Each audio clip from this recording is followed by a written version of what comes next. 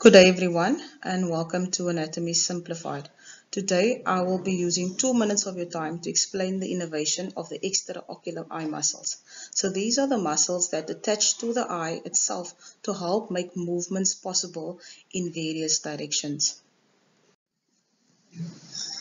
So on the schematic on the left, we see a left eye being represented here, and we see 6 muscles attaching to the eye itself.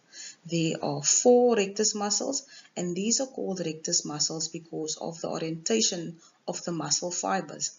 Then we also have 2 oblique muscles, so those muscles are going to help rotate the eye medially and then laterally inward and outward as well.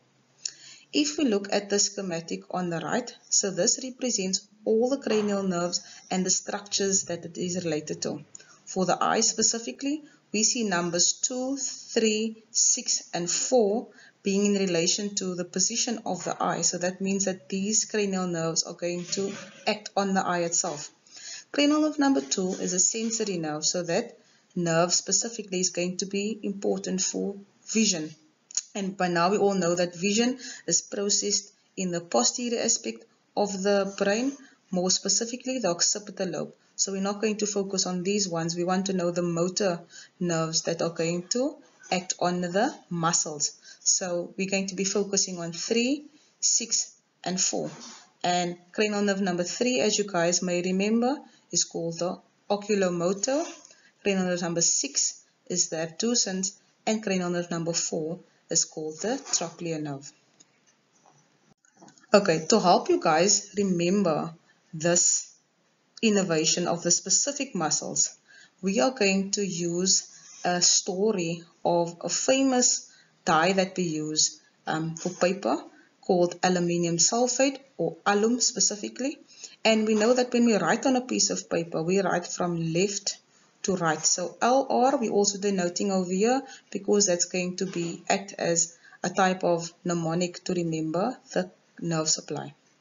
Okay, so we said that there are 6 extraocular muscles. So starting up with the superior oblique muscle, SO4. So the superior oblique muscle is going to be innervated by the trochlear nerve. Then from left to right, we write from left to right. LR represents the lateral rectus muscle, and the lateral rectus muscle is going to be innervated by cranial nerve number 6. So how do we get 6? We say 2 multiplied by 3, so cranial nerve number 6 is going to specifically act on the lateral rectus muscle. Then the remainder of those 6 extraocular muscles are all going to be innervated by cranial nerve number 3, and as you guys will recall, cranial nerve number 3 is our oculomotor nerve. So we now know the innervation of all the extraocular muscles specifically and how that then allows the eye to move in various directions.